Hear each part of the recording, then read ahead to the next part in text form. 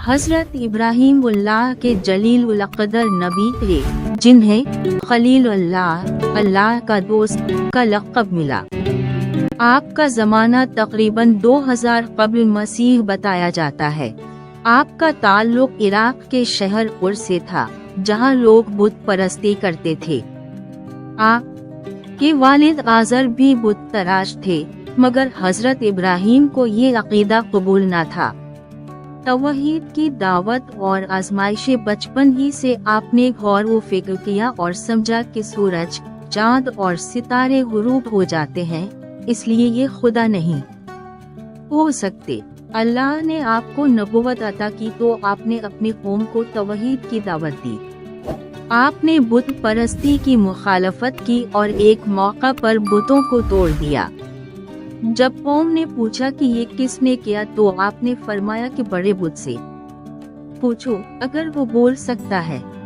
इस पर कौम खामोश हो गई, मगर जिद में आकर आपको नमरूद के हुक्म पर आग में डाल दिया गया। अल्लाह ने आपको हुक्म दिया, आप रंडी और सलामती वाली हो जा इब्राहीम पर। अल-अनबिया 69। आग आपके लिए गुलवाओ गुलजार बन गई।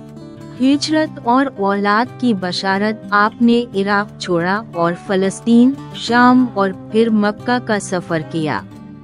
अल्लाह ने आपको बुढ़ापे में 2 बेटे अता किए, हज़रत इस्माइल और हज़रत अलिफ़सीन ये अलिफ़क़ाफ़। हज़रत इस्माइल को आपने अल्लाह के हुक्म पर मक्का में बसाया, जहां बाद में हज़रत हाजरा के साथ ज़मज़म का चश्मा जारी हवा।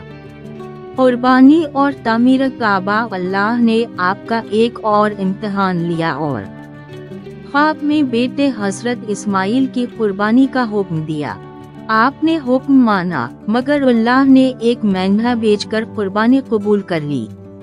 बाद में आपने हज़रत इस्माइल के साथ मिलकर खाना काबा की तामीर की और इस मौका पर हज के मुनासिक मुकर्रर हुए। हज़रत इब्राहीम की जिंदगी सब्र, तौहीद और कुर्बानी की मिसाल है। अल्लाह ने इन्हें तमाम इम्मतों का इमाम बनाया और आपकी नस्ल से कई अनबिया पैदा हुए।